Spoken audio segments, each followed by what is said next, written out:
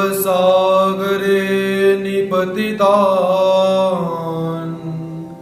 जीवा सदा दुःखितान् दद्रेयो प्रतिमां परवशश्चैतन्यमूर्तिपरां कैवल्याध्वनिनागदेव प्रवर पान्थकृतो येन स देवश्चक्रधर शरण्यशरणो नान्तं निशं पातु मां। श्री गोपाल कृष्ण महाराज की। सच्चिदानंद घन परमेश्वर अवतार, अनंत ब्रह्मांडों के नायक, जीवात्मा को साध्य और साधन प्रदान करने वाले भगवान श्री चक्रधर स्वामी जी के चरणारविंदों में प्रणिपात करते हैं। तत्पश्चात संपूर्ण गुरुकुल के प्रति नतमस्तक होते हैं। ब्रह्म विद्या अध्ययन सत्र के 17वें दिवस के अंदर हम प्रवेश प्राप्त करते हैं। तो भगवान श्री चक्रधर स्वामी जी की दिव्य अलौकिक श्री मूर्ति कैसी होती है, स्मरण के समय परमात्मा की लीलाओं को जब याद करना है, उस समय परमात्मा के जो दिव्य अंग हैं, जो परमात्मा की अलौकिक कांति से परिपूर्ण जो अंग हैं, उनको स्मरण कैसे करना है, उनको याद कैसे करना है, इस विषय के अंदर हमने परमात्मा की दिव्य लीलाओं का अभ्यास किया। तो पुराने सत्रों में से ही कुछ प्रश्न हमें प्राप्त हुए हैं। तो सर्वप्रथम उन प्रश्नों का मैं यहाँ पर उत्तर देना चाहूँगा। तो ये सारे के सारे प्रश्न दिल्ली से हमें प्राप्त हुए हैं। तो दिल्ली से किरण कुकरेजा जी यहाँ पर प्रश्न करती हैं। तो पहला प्रश्न, बाईसा माता जी को जो प्रेम भगवान श्री चक्रधर स्वामी जी ने प्रदान करा था, वो कितनी कलिका का प्रेम था? क्योंकि पीछे किसी सत्र के अंदर बहुत से भक्तों को ये दुविधा प्रतीत हो रही है। तो यहाँ पर जो बाईसा माता जी को भगवान जी ने प्रेम प्रदान किया हुआ है, वो है एक कलिका। एक कलिका अर्थात 4 कलिका का संपूर्ण प्रेम होता है। उसमें से चौथी कलिका अर्थात चौथा विभाग भगवान श्री चक्रधर स्वामी जी ने बाईसा माता जी को प्रदान किया हुआ है। क्योंकि हमारे ब्रह्म विद्या शास्त्र के अंदर क्या आता है कि मग कलिका एक संचरीली, अर्थात 4 कलिकाओं में से एक कलिका, एक विभाग, चौथा विभाग भगवान श्री चक्रधर स्वामी जी ने बाईसा माता जी को प्रदान किया हुआ है। उसके पश्चात किरण जी का दूसरा प्रश्न, बाईसे पाची वाती उजड़ती। बाईसा माता आरती करते समय 5 जोतें जलाया करती थी, तो क्या हमें भी 5 जोतें जलानी चाहिए? तो इसका मेरा स्वतंत्र विचार क्या कहता है कि पहले तो जो जोत हम जलाते हैं वो श्रद्धा का प्रतीक होता है, और श्रद्धा के प्रतीक के अंदर आप 1 जोत जलाओ या 5 जलाओ या 50 जलाओ, ये कोई मायने नहीं रखता। अगर बिना श्रद्धा से आप भगवान जी को 50 जोतें जलाते हो तो वो भी निरर्थक है, और श्रद्धा भाव से आप परमात्मा को एक ही जोत जलाते हो, वो भी बहुत बड़ी बात है। ऐसा क्यों?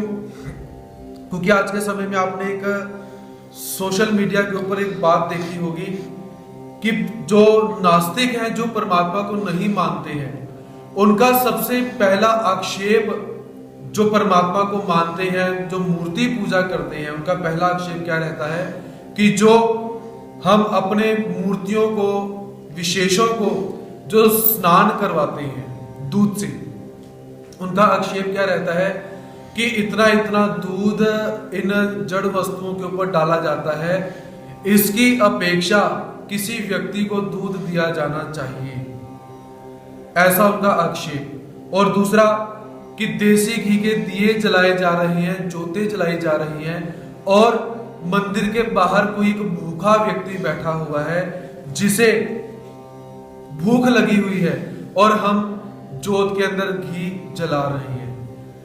मंदिर के बाहर कोई एक ऐसा व्यक्ति बैठा हुआ है जो जिसे ठंड लग रही है, ठंड में सिकुड़ रहा है, और हम अंदर बैठे हुए वस्त्रों के वस्त्र दान कर रहे हैं। तो मेरे विचार के अनुसार जिसने भी ये आक्षेप किए हुए हैं, कहीं ना कहीं एक पहलू को देखते हुए उसके आक्षेप सार्थक है, कोई गलत नहीं है। लेकिन इसका ये मतलब नहीं कि हमने स्नान करवाना भगवान जी को बंद कर देना है, जोत जलाना बंद कर देना है, वस्त्र इत्यादि समर्पित करना बंद करना है, ऐसा नहीं। जितनी सीमा के अंदर हमें आवश्यकता है उतना ही कार्य करें। जैसे एक विशेष को हम स्नान करवा रहे हैं, उसके लिए हमें जितना दूध चाहिए, आप 1 लीटर मान लीजिए, आधा लीटर मान लीजिए, उतने से ही स्नान करवाइए। अगर आप बोलोगे कि गोवर्धन पूजा का दिन आया हुआ है और हम 125 लीटर दूध से भगवान जी को स्नान करवाएंगे, यहाँ पर आपकी भक्ति कैसी हो गई है? अंधाधुंध भक्ति, अज्ञानता के अंदर आकर आप वो क्रिया कर रहे हो। अब 125 लीटर दूध से परमात्मा को आपने स्नान करवाया और 1 लोटे दूध से आपने परमात्मा को स्नान करवाया, दोनों बराबर है। क्योंकि बात कहां पर है? श्रद्धा के ऊपर, ना कि हमारी बड़ाई होनी चाहिए कि उस भक्त ने ऐसा दूध से भगवान जी को अभिषेक करवाया, स्नान करवाया। तो ऐसे भगवान जी की जो जोत जलाई जाती है, अपने यथाशक्ति से 1 जलाएं, 2 जलाएं, 3 जलाएं, 4 जलाएं, 5 जलाएं, लेकिन जितनी आवश्यकता है उतनी ही आप जला सकते हो। अगर बाईसा माता जी 5 बातियां लगाती हैं तो आप भी 5 बातियां लगा सकते हो, उसमें कोई भी हरकत नहीं है। उसके पश्चात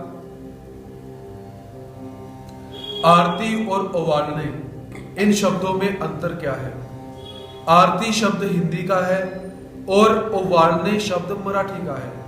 अगर हम भगवान जी की अको आर तको ई इस आरती की बात करते हैं तो इन दोनों शब्दों का अर्थ एक जैसा ही है। आरती अर्थात वारणे करना, ओवालने अर्थात वारणे करना। तो दोनों शब्दों का जो अर्थ है वो एक ही है, बाकी भाषा के कारण दोनों के जो शब्द हैं वो शब्द दोनों के अलग अलग हैं। तो ऐसे प्रश्न हमें दिल्ली से ही प्राप्त हुए हैं। तो आगे के जो मूर्ति ज्ञान है उसे आगे ले जाते हुए आगे के जो चरित्र है उसको ग्रहण करती है।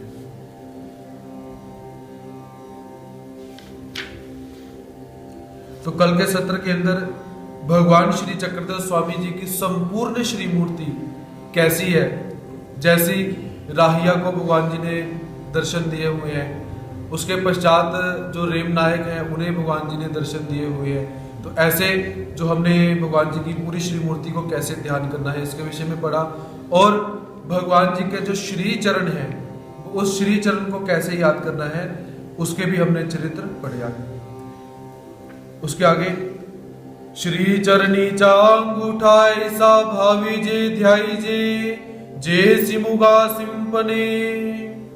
तो भगवान श्री चक्रधर स्वामी जी का जो श्री चरण का अंगूठा है, उस अंगूठे को कैसे याद करना चाहिए? जैसे सिमुगा सिंपने।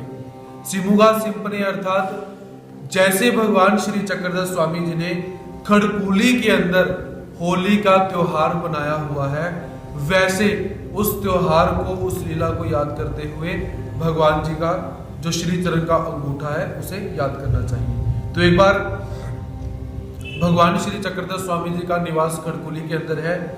तो एक दिन सारंग पंडित भगवान श्री चक्रधर स्वामी जी के दर्शन करने के लिए आती है, और जिस दिन सारंग पंडित भगवान जी के दर्शन करने के लिए आए हुए हैं उसी दिन होली का पर्व भी है। होली का पर्व जिसके अंदर हम रंगों से होली खेलते हैं, रंगों से अपने आप को आह्लादित करते हैं। तो उन्होंने क्या करा, सारंग पंडित जी ने भगवान श्री चक्रधर स्वामी जी के लिए पूजन का सामान लाया हुआ है। तो सभी भगवान जी को पूजन का सामान समर्पित किया, भगवान जी की पूजा की, अर्चना की। उसके पश्चात जो चंदन वो लाए हुए थे वो चंदन उन्होंने सभी भक्तों को प्रेम पूर्वक लगाया। जैसे भगवान जी का पूजन किया वैसे सभी भक्तों का पूजन किया। तो उसके पश्चात क्या हुआ कि जहां पर होली का दहन किया जाता है, होली जलाई जाती है, तो भगवान जी तो होली नहीं जलाते होंगे, लेकिन होली जहां पर खेलने के लिए इकट्ठे हुए पड़े हैं, ऐसा यहाँ पर हम शब्द बोल सकते हैं। तो वहां पर सारे पहुंचे जहां पर होली खेलने की तैयारी हो रही है, रंग लाए हुए हैं, पानी लाया हुआ है। तो भगवान जी भी वहां पर पहुंचे। तो भगवान जी वहां पर पहुंचे और पहुंचने के पश्चात क्या है कि सारे भक्त अब झिझक रहे हैं कि भगवान जी होली खेलने देंगे कि नहीं खेलने देंगे, या भगवान जी क्या बोलेंगे, कैसे होगा। सभी शांत बैठे हुए हैं और भगवान जी उसी समय क्या करते हैं, अपने श्री चरण के अंगूठे से जो होली है या जो राख पड़ी हुई है, अगर होली जलाई उन्होंने तो होली की जो राख है, जो चिकड़ है, जो कीचड़ पड़ा हुआ है, तो भगवान जी क्या करते हैं, अपने श्री चरण से ऐसे उड़ेलते हैं और क्या कहते हैं, होजे रे होजे, अर्थात शुरू हो जाओ। ऐसे भगवान जी ने जैसे ही बोला और सारे के सारे भक्त उसी समय 3 घंटे तक, उस समय से लेकर 3 घंटे तक ऐसी होली उन्होंने खेली। अगर पानी हाथ में आए तो पानी, रंग हाथ में आए तो रंग, राख हाथ में आई तो राख, कीचड़ हाथ में आए तो कीचड़, ऐसी गंदी सभी ने होली खेली एक दूसरे के ऊपर डालकर। तो ऐसे भगवान श्री चक्रधर स्वामी जी का जब श्री चरण का अंगूठा याद करना हो तो समय इस चरित्र को आप याद कर सकते हैं कि परमात्मा ने होली कैसे खेली है। उसी के साथ जब होली का पर्व आता है तो होली के पर्व में हम क्या करें, क्योंकि परमात्मा साक्षात्कार में तो हमारे पास नहीं है। उस दिन भी परमात्मा को जब आप होली लगाते हो, परमात्मा को रंग लगाते हो, तो रंग लगाते समय क्या है कि परमात्मा की ये जो लीला है, इस लीला को याद किया कीजिए। तो ऐसे होली के दिन में और भी मथुरा के अंदर, ब्रिजधाम के अंदर, गोकुल के अंदर एक और नई रीत क्या है कि ठाकुर जी को पगड़ी धारण करवाई जाती है। सफेद रंग की शुद्ध पगड़ी धारण करवाई जाती है। तो आप, अगर आपके भाव शुद्ध है, आपको लगता है कि हाँ हम परमात्मा को पगड़ी धारण करवा सकते हैं, तो उस दिन, होली वाले दिन, परमात्मा को पगड़ी भी धारण करवाएं। और होली का ये जो चरित्र है, इसे भी आप सबने याद करना है। आनी उमाईसा नमस्कारे अंगूठा लावने, आनी नमस्कारे उमाईसा अंगूठा लावने, अर्थात उमाईसा नमस्कार करते समय उमाईसा द्वारा भगवान जी के जो अंगूठा है उसको स्पर्श करना। तो एक बार क्या हुआ कि भगवान श्री चक्रधर स्वामी जी का निवास पैठन के अंदर है। तो प्रतिदिन की भांति भगवान श्री चक्रधर स्वामी जी परिभ्रमण के लिए बाहर निकले। तो समय उमाईसा, जो कि आचार्य श्री नागदेव जी की बहन है, उमाईसा उस समय बाहर बैठी हुई है और उसने अस्पर्शित होने के कारण भगवान जी को नमस्कार नहीं किया। तो भगवान श्री चक्रधर स्वामी जी कहते हैं कि उमाईसा, तुम हमें नमस्कार क्यों नहीं करती हो? तो उमाईसा कहती कि हे प्रभु, मैं इस समय अस्पर्शित हूं, मैं आपको नमस्कार नहीं कर सकती। तो भगवान जी ने क्या किया, अपने श्री चरण का अंगूठा उसको दिया और भगवान जी कहते इसे स्पर्श कर ले। और उमाईसा ने भगवान जी का अंगूठा स्पर्श किया नमस्कार करने के तौर पर। तो भगवान जी क्या कहते हैं कि तुम अस्पर्शित हो इस समय और हमारे अंगूठे को तुमने स्पर्श कर लिया हुआ है, तो इसका मतलब हमारा अंगूठा भी अब अस्पर्शित हो चुका हुआ है। और भगवान जी कहते हैं कि अब हमें पवित्र होने के लिए मल्लीनाथ इत्यादि जो तीर्थ होते हैं या जो केदारनाथ इत्यादि तीर्थ होते हैं, वहां पर हमें ले जाना पड़ेगा। लोनार इत्यादि तीर्थ है, ऐसे भगवान जी उमाईसा को बोलते हैं। तो उमाईसा जो है वो भी थोड़ा सा संकुचित हो जाती है कि भगवान शायद सही बोल रही है, क्योंकि मैं इस समय अस्पर्शित हूं और भगवान जी के अंगूठे को मैंने स्पर्श कर दिया है, भगवान जी ने स्पर्श करवा दिया हुआ है। तो इसका मतलब कि भगवान जी का अंगूठा भी अस्पर्शित, अपवित्र हो चुका हुआ है और भगवान जी को लोनार तीर्थ, मल्लीनाथ तीर्थ, केदारनाथ जो जल है वहां पर जाना पड़ेगा। तो ऐसे ऐसे उमाईसा थोड़ा सा संकुचित हुई, लेकिन भगवान श्री चक्रधर स्वामी जी उमाईसा को क्या शिक्षा देते हैं कि उमाईसा, ऐसा कुछ नहीं होता। मनुष्य के शरीर के अंदर 9 प्रकार की नाड़ियां होती हैं, जिनमें से गंदगी इत्यादि निकलती है। जैसे हमारी आंखें हैं, आंखों में से हम रात को सोकर सुबह उठते हैं तो आंखों पे क्या लगा होता है, गीत। वो क्या होता है, वो जल होता है। आंखें बहुत समय बंद होने के कारण वो जल इकट्ठा हो जाता है और उसकी गंदगी बनती है। नाक में से गंदगी निकलती है, कान में से गंदगी निकलती है, मुख में से गंदगी निकलती है। तो वैसे ही शरीर की 9 नाड़ियां ऐसी है जहां से गंदगी निकलती है। तो भगवान श्री चक्रधर स्वामी जी शिक्षापन करते हुए क्या कहते हैं कि स्वच्छता का ध्यान रखना चाहिए, किंतु इतना छुआछूत जो है वो नहीं करना चाहिए। क्योंकि हिंदू समाज के अंदर जब स्त्री अस्पर्शित हो जाती है तो पुराने समय के अंदर लोग क्या कहते थे कि अब तुमने खाना भी नहीं बनाना और तुमने किसी को खाना परोसना भी नहीं है और एक जगह पर तुम जाकर बैठी रहो। ऐसे जो पुराने रीति रिवाज थे पुराने लोग किया करते थे। लेकिन आज की साइंस हमें क्या कहती है और भगवान श्री चक्रधर स्वामी जी हमें क्या कहते हैं कि ऐसा विकल्प करने का कोई भी काम नहीं है। क्योंकि शरीर के विभिन्न अंगों से गंदगी का स्राव होता है। मेडिकल भी इस चीज को मानती है और भगवान जी भी मानते हैं। अगर उन दिनों के अंदर स्त्री का अस्पर्शित होना माना जाए तो जीवात्मा किसी भी स्थिति के अंदर कभी पवित्र नहीं रह सकता। हम लोग प्रतिदिन ब्रश भी करते हैं, कानों में से मैल निकालते हैं, प्रतिदिन मुंह में से गंदगी निकालते हैं। तो इसका मतलब और मल स्राव हो गया, मूत्र स्राव हो गया, ये गंदगी हमारे शरीर से निकलती ही निकलती है। तो कब पवित्र होगे और कब परमात्मा का भजन करोगे।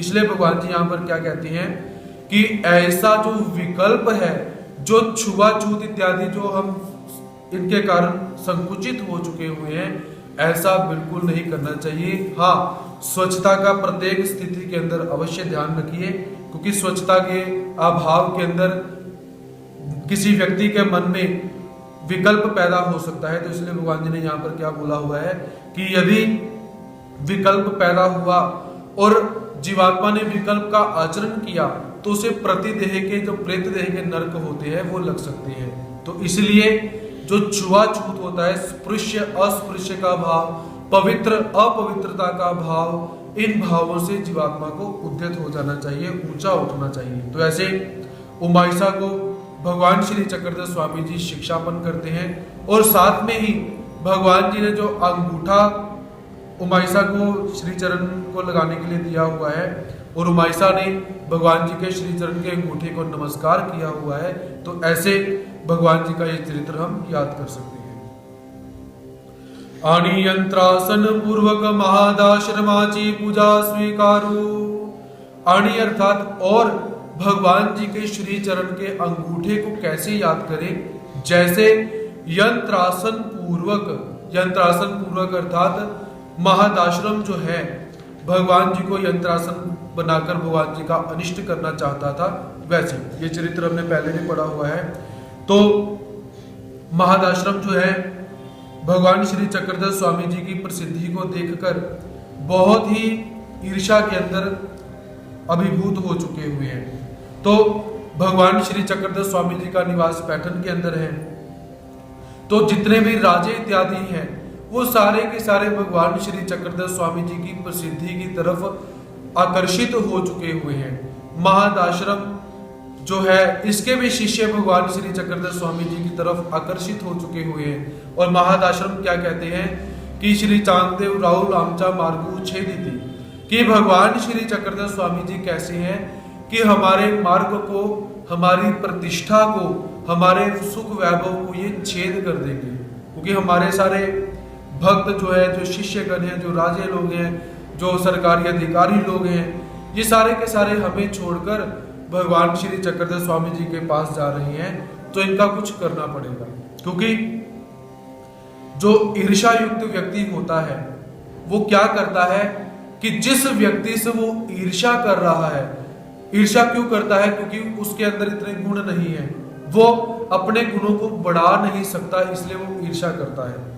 और जो व्यक्ति ईर्ष्या नहीं करता है वो अपने मन में क्या विचार लाता है कि इस व्यक्ति में इतने गुण हैं, मैं भी ऐसे गुणों को धारण करके अपने आप को बड़ा बनाऊं। अर्थात जो सकारात्मक व्यक्ति होते हैं वो किसी गुणवान व्यक्ति में से गुणों को ग्रहण करते हैं, उत्साह को ग्रहण करते हैं, मोटिवेशन को ग्रहण करते हैं। अब मान लीजिए कोई एक बहुत अच्छे स्पीकर हैं, बहुत अच्छे वक्ता हैं, और कोई दूसरा व्यक्ति भी बोलने की कोशिश करता है, अगर वो व्यक्ति अपने मन में सकारात्मक विचार लाए कि ये व्यक्ति इस टैकल से बोलता है, ऐसे ऐसे सबसे बात करता है, तो मैं भी इस व्यक्ति को देखते हुए बोलने की कला सीखूं, तो वो व्यक्ति क्या होगा कि एक दिन ऐसा आएगा कि उस व्यक्ति में जो गुण होंगे इस व्यक्ति में आ जाएंगे।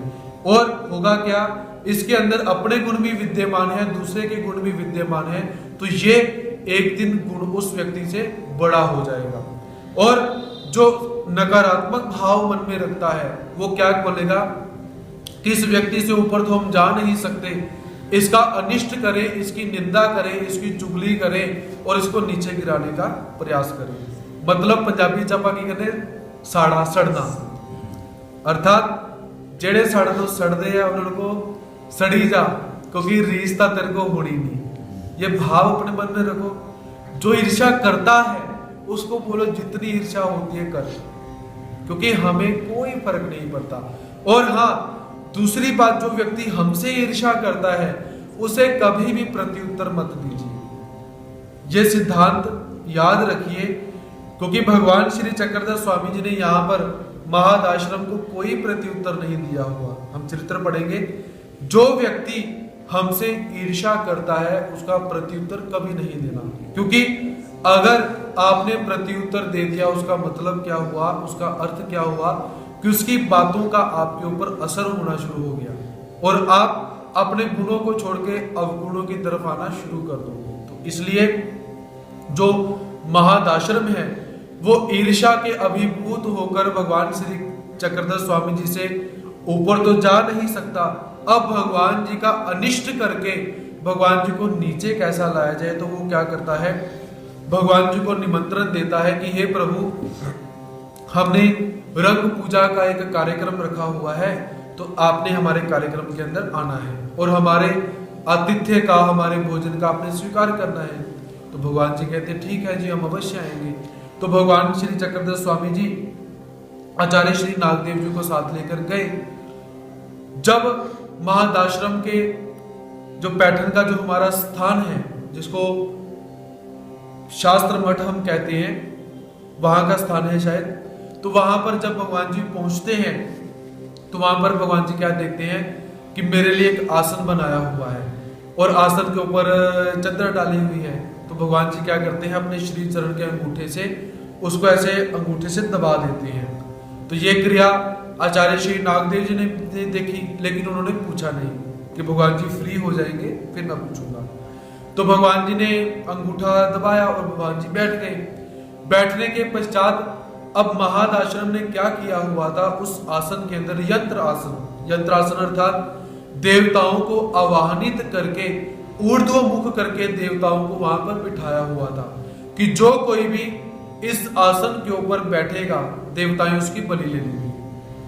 तो भगवान जी ने अंगूठे को लगाने से क्या हुआ कि देवताओं का मुख अधोमुख हो गया, नीचे की तरफ हो गया, तो जिसके कारण देवताओं का भगवान जी के ऊपर कोई भी प्रभाव नहीं हुआ।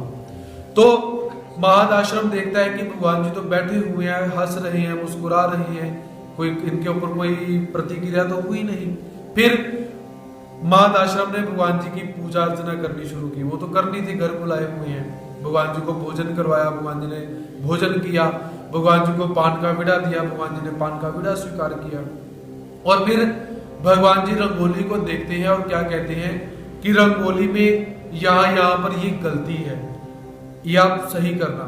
और ये रंगोली बहुत अच्छी बनी हुई है।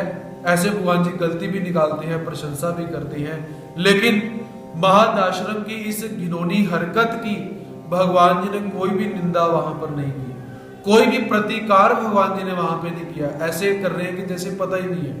ये जो व्यक्ति सर्व सामान्य अपने अंदर नम्रता के गुण को धारण किए हुए रहता है, उसके अंदर ये लक्षण ऐसे पाए जाते हैं। तो भगवान जी बाहर निकले तो नागदेव जी पूछते हैं कि हे प्रभु, आपने उस आसन को अपने अंगूठे से क्यों दबाया?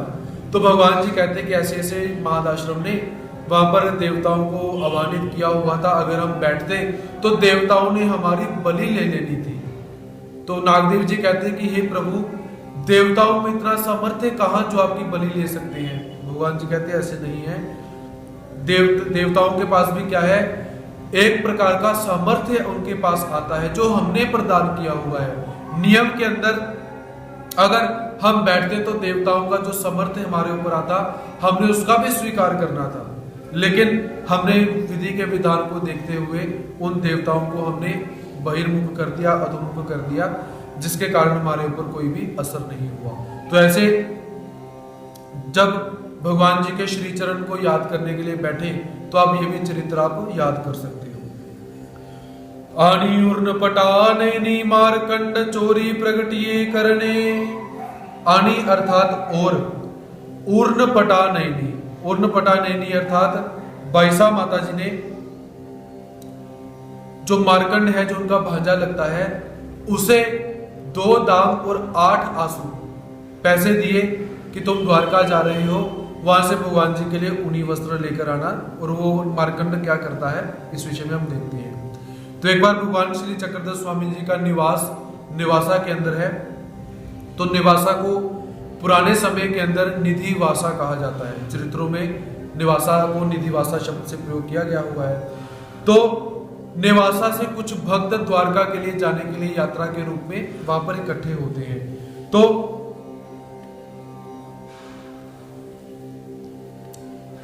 भगवान श्री चक्रधर स्वामी जी मारकंड को क्या कहते हैं कि मारकंड तू भी इनके साथ यात्रा करने के लिए चले जाओ। तो भगवान जी ने भेज देते हैं। और बाईसा जी ने देखा कि द्वारका के अंदर वस्त्र बहुत अच्छे मिलते हैं, तो मारकंड जा ही रहा है, भगवान जी के लिए वस्त्र भी ले आएगा। तो बाईसा जी ने एक पोटली के अंदर 2 आंसू 8 दाम ऐसे पैसे उसको दिए। उस समय की बहुत बड़ी रकम है कि तुम भगवान जी के लिए एक बड़े बढ़िया सा ऊनी वस्त्र लेकर आना। तो मारकंड कहता ठीक है जी। मारकंड निकला, लेकिन जैसे ही उसने पैसे देखे कि मेरे पास पैसे आ गए हैं, मन के अंदर लोभ पैदा हुआ। जाते समय उसने क्या किया, एक पेड़ के नीचे जहां पर यात्रा रुकी वहां पर एक खड्डा किया और वो पैसे की पोटली वहां पर दबा दी और द्वारका के लिए चल पड़ा। द्वारका गया, द्वारका जाकर वहां पर दर्शन किए, 1-2 महीने के अंदर वापिस आया और वापिस आकर नॉर्मल होकर वहां पे भगवान जी के पास रहना शुरू कर देता है। तो भगवान जी देखते हैं कि भाई बहुत दिन हो गए, बाईसा जी ने भी पूछा नहीं कपड़े लाए कि नहीं लाए, और ये भी चुपचाप बैठा हुआ है। तो भगवान जी कहते हैं कि बाईसा, ये जो मारकंड है, यात्रा होने के पश्चात आने के बाद भोजन करवाना पड़ता है मौंदी, तो इसने अभी तक भोजन नहीं करवाया हुआ है। तो बाईसा कहती मैं पूछती हूँ। तो बाईसा जी मारकंड के पास गई, भाई भगवान जी कहते हैं कि तूने आके यात्रा के बाद भोजन नहीं करवाया सबको, भगवान जी को। अब वो रोने वाला जैसा मुंह करके बाईसा जी को कहता है कि मैं तो बाल बाल बचा हूँ, चोरों ने लूट लिया, वो पैसे भी चले गए, मैं कैसे अपनी जान बचा कर आया मुझे पता है। तो ऐसा नाटक करना शुरू किया।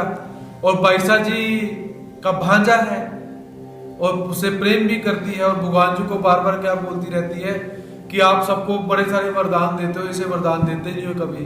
तो भगवान जी कहते हैं कि ये जो मारकंड कैसा है हमें पता है। तो आज भगवान जी मारकंड की चोरी प्रकट करने के हेतु से ऐसा सारा हुआ। तो बाईसा जी भगवान जी के पास आई तो कहती भगवान जी ऐसे ऐसे चोरों ने उसे लूट लिया, बहुत मुश्किल से जान बचा कर आया हुआ है। तो भगवान जी कहते अच्छा ठीक है। तो भगवान जी कहते बुलाओ। मारकंड को बुलाया गया। तो भगवान जी कहते मारकंड, सचमुच में तेरे पास कोई पैसे नहीं है। अब मारकंड थोड़ा सा घबराया क्योंकि भगवान जी सामने बैठे हैं। अब डरते डरते कहता भगवान जी सचमुच मेरे पास नहीं पैसे हैं। भगवान जी कहते कुछ भी नहीं है। कहता कुछ भी नहीं है। भगवान जी कहते अगर हुए तो हम ले लेंगे। तो कहता ठीक है जी। तो ऐसे उनके अंदर बात हुई। तो बात होने के बाद भगवान श्री चक्रधर स्वामी जी और आचार्य श्री नागदेव जी को लेकर, मारकंड को लेकर, बाईसा जी को लेकर उसी पेड़ के नीचे पहुंचते हैं जहां पर जाकर वो जो पोटली छुपाई हुई है। अब मारकंड ने देखा कि ये तो काम खराब हो गया, क्योंकि जाने से पहले पास में छुपाई हुई, क्योंकि चोर होते हैं जो, अब चोरों को भी बहुत सारा ध्यान रखना पड़ता है। अगर थोड़ी सी गलती हो जाए, आपने देखा ना सीआईडी देखते हो, उसके अंदर छोटी छोटी गलतियां ढूंढते हैं जी, यहाँ ये गलती की, यहाँ ये गलती की। तो एक बार क्या हुआ कि एक ऐसा ही चोर था। तो गांव में जब भी रात का समय होता तो रात के समय में खिड़की से लोगों के घर में प्रवेश करता अंदर प्रवेश करता, रात के आधी रात को अंदर जाता है, क्योंकि जिस गांव में रहता है उसी गांव में वो चोरी करता है और सबके साथ बहुत प्रेम, जैसा हमारे एक दूसरे के साथ प्रेम होता है तो उसका भी प्रेम था। उसको पता है कौन कौन घर में रहता है, कितने कितने लोग घर में हैं, कितने बजे सोते हैं, कौन सी चीज कहाँ पे रखी हुई है। तो ऐसे उसने क्या करा कि घरों में चोरियां करनी शुरू की। चोरी की, एक दिन हो गया जी, चोरी बच गया जी, पैसे उसे लेके घर आ गया जी। दूसरे दिन चोरी की, तीसरे दिन चोरी की। अब चौथे दिन जब चोरी करने के लिए गया हुआ है, पूरे गांव में हाहाकार हो चुका है कि चोरी कौन करता है। तो चौथे दिन के अंदर चोरी करने के लिए गया हुआ है, तो क्या करके गया हुआ है कि अंदर गया। उस समय आपको कल भी निवेदन किया था, पगड़ी डालते हैं लोग। अब चोर भी सभ्य है, पगड़ी भी डालता है। तो रात का समय हुआ, खिड़की से अंदर गया, घर में गया, चोरी करी। जैसे ही बाहर आने लगा उसकी पगड़ी वहां पे गिर जाती है। पगड़ी गिरी, भाग गया वहां से। सुबह का समय हुआ, पंचायत बैठी कि पहले तो 3 दिन तक चोर की एक भी गलती हमारे पास नहीं आई या उसका सामान नहीं आया। अब आज हमारे पास एक पगड़ी हाथ में आई हुई है, तो ये हो ना हो चोर की ही पगड़ी हो सकती है, क्योंकि घर वालों ने निवेदन किया कि हमारे घर में ये पगड़ी है ही नहीं ऐसी। पंचायत बिठाई गई, सारे के सारे जो गांव के लोग हैं उनको बुलाया गया, उसमें चोर भी आया बीच में। तो चोर भी बैठा हुआ है, सारे बैठे हुए। तो जो सरपंच है वो पूछते हैं कि बताओ निर्णय, क्योंकि सीआईडी है, जब तक चौकसी नहीं करोगे, विचार विमर्श नहीं करोगे, कैसे पता चलेगा। तो पहले आदमी से पूछा भी कैसे कैसे बताओ, कैसे कैसे क्या होगा। वो कहता है ऐसे ऐसे चोर आया होगा, तो शायद उसने पगड़ी डाली होगी, गिर गई होगी। दूसरे को पूछा होगा कैसे, कहता है ऐसे नहीं होगा, चोर जब अंदर गया होगा तब पगड़ी गिरी होगी।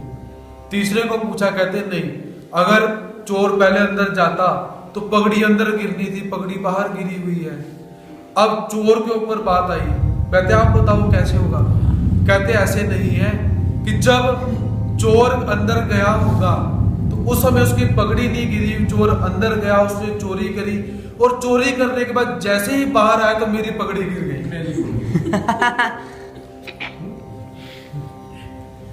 अर्थात कि जो चोर होते हैं उन चोरों को भी बहुत ध्यान से रहना पड़ता है। अब उसने बोला था कि चोर की पगड़ी गिर गई, और क्या कहता है मेरी पगड़ी गिर गई। कहते पकड़ो से मारो, पहले पगड़ी की तो बाद में गिरी। तो ऐसे ही जो मारकंड है, चोरी तो की, क्योंकि प्रोफेशनल तो चोर है नहीं, क्योंकि चोर भी बहुत प्रोफेशनल होते हैं। अब एक बार क्या हुआ, वो नाटक करने वाले आते हैं, आपने देखा होगा कि ढोल बजते हैं, बंदर लेकर आते हैं, डंडे से लंबी लंबी छलांगे लगाते हैं।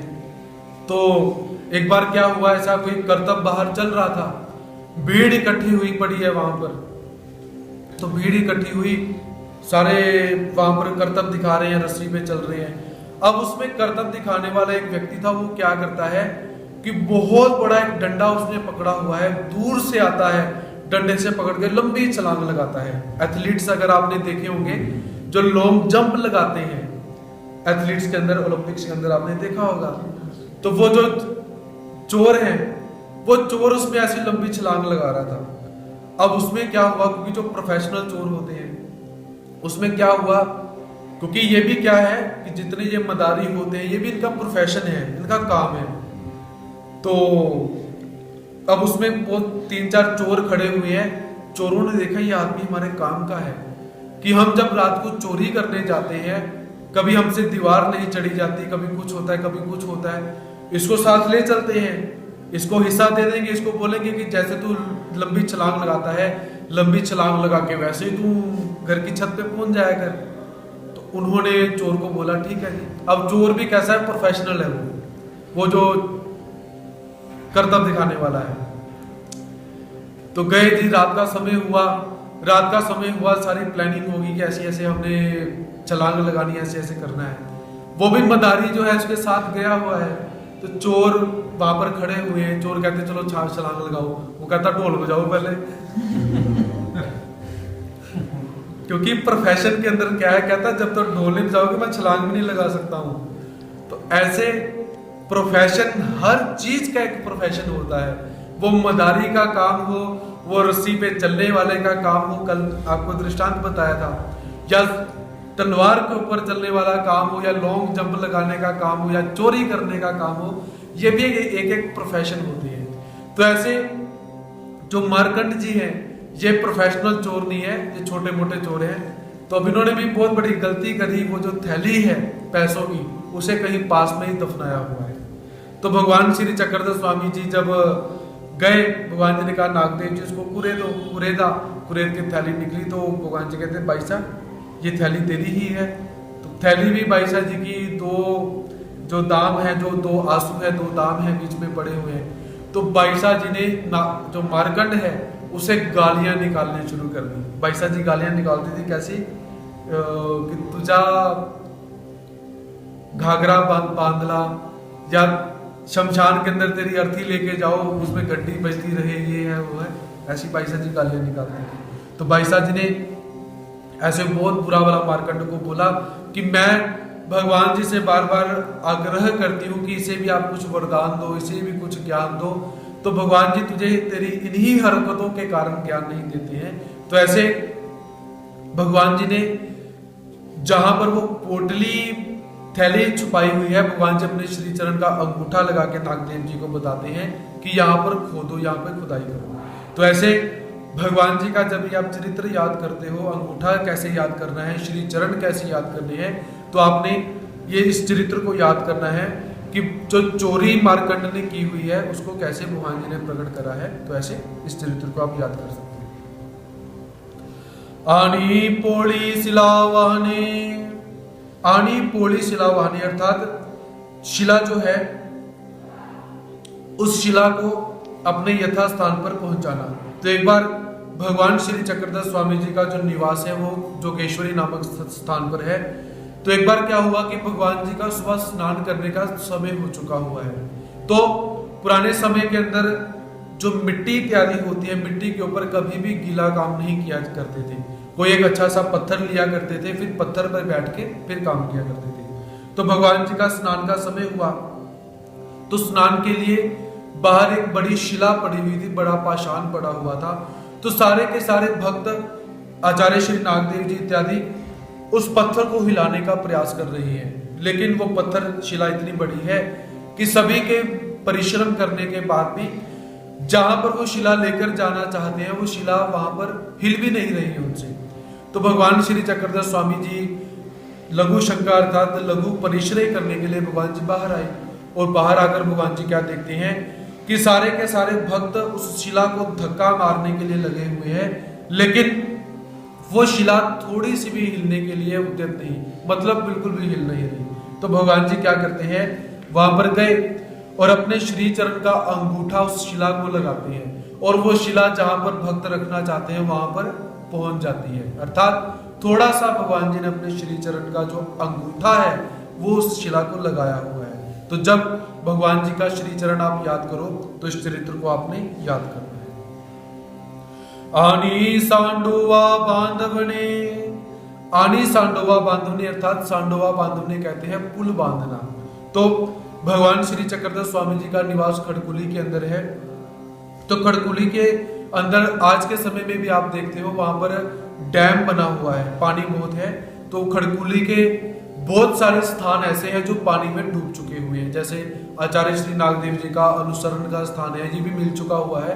तो ऐसे बहुत सारे जो स्थान है वो पानी के अंदर है आज के समय में भी। तो उस समय बाईसा इत्यादि जो भक्तजन हैं वो भिक्षा मांगने के लिए जब जाते हैं तो रास्ते में बहुत कीचड़ हो जाता है। तो भगवान जी ने सभी भक्तों को आदेश दिया कि आप यहाँ पर पुल बनाओ। तो भक्तों ने भगवान जी का आदेश ग्रहण किया। आचार्य श्री नागदेव जी इत्यादि हैं तो सारे के सारे उस पुल बनाने के लिए वहां पर गए हुए हैं।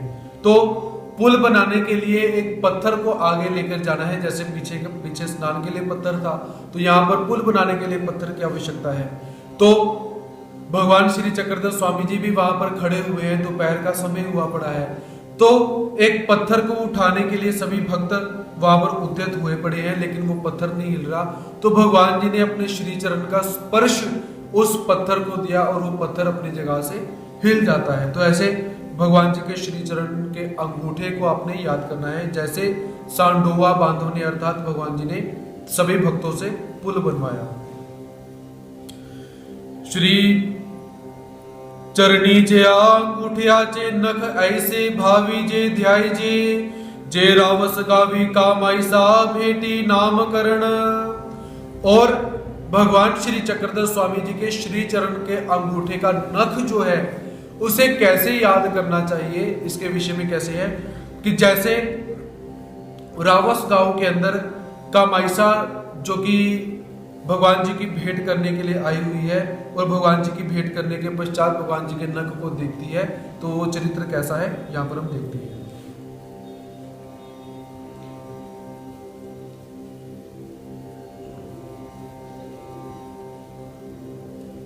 एक बार क्या हुआ कि रावस गांव के अंदर जब भगवान श्री चक्रधर स्वामी जी का निवास है, तो उस समय वाई नायक जो है भगवान जी के दर्शन करने के लिए यहाँ वहां पर आते हैं। तो सब परिवार भगवान जी के दर्शन करने के लिए आए हुए हैं। उमाईसा भी साथ में है, मादाईसा भी साथ में है, और कामाईसा जो इनकी पत्नी है ये भी उनके साथ आई हुई है, और उनके बहुत सारे नौकर भी ऐसे हैं जो भगवान जी के दर्शन करने के लिए आए हुए हैं। तो भगवान जी जहां पर बैठे हुए हैं वहां पर जो कमरा है या गुफा है वो बहुत छोटी है। तो छोटी कैसे है कि एक ही व्यक्ति अंदर जा सकता है। तो वहां पर क्या हुआ कि जो वाई नायक हैं वो अंदर गए हुए हैं और सबको क्या बोलते हैं कि अपने अपने वीड़े मुझे देते रहो, मैं भगवान जी को तुम्हारा नाम लेकर वो वीड़े भगवान जी को समर्पित करता रहता हूँ। तो जो नौकर थे उन्होंने भी वीड़े दिए, वाई नायक ने पकड़े और भगवान जी को समर्पित करता रहा। अब वाई नायक की जो पत्नी थी, जो कामाईसा पत्नी है, वो बाहर से क्या देखती है, अब भगवान जी के दर्शन तो उसे हो नहीं रहे, लेकिन भगवान जी के जो श्री चरण का जो अंगूठा है, अंगूठे का जो नख है, जो नाखून है, वो कामाईसा को दिखाई दे रहा है। और वो नख कैसे दिखाई दे रहा है, जैसे चंद्रमा का जो सफेद प्रकाश होता है, जो सफेद रंग का शीतलता रूप प्रकाश होता है, ऐसे अंदर से एक प्रकाश आता हुआ उस कामाईसा को दिखाई दे रहा है। तो कामाईसा को दिखाई दिया तो कामाईसा दूर से क्या करती है, टकटकी लगाकर उसे देखती ही रहती है। तो भगवान जी अंदर से आवाज क्या लगाते हैं कि बाहर जो हमारे श्री चरण के नाखून को देख रही है, ऐसी अष्टमंगला बाई बाहर से देख रही है क्या, उसे अंदर लाओ, उसे हमारे दर्शन करने हैं। तो ऐसे भगवान जी ने कामाईसा का नाम क्या रखा, अष्टमंगला बाई। तो ऐसे भगवान जी ने उसका नामकरण किया, नामकरण करके भगवान जी ने उसे दर्शन दिए। अब देखिए भगवान जी ने एक बार ही नामकरण किया कि अष्टमंगला बाई, उसने एक बार भी नहीं बोला कि भगवान जी आपने मेरा नाम ये रख दिया, मुझे तो पसंद नहीं है जी नाम। नामकरण क्या होता है, तो यहां पर मैं आपसे यही निवेदन करना चाहता हूं कि जब घर के अंदर बालक का प्रादुर्भाव होता है, बालक पैदा होता है, उत्पन्न होता है, तो हम गुरुजनों से निवेदन करते हैं कि गुरुजी इसका नामकरण करना है, नामकरण करो।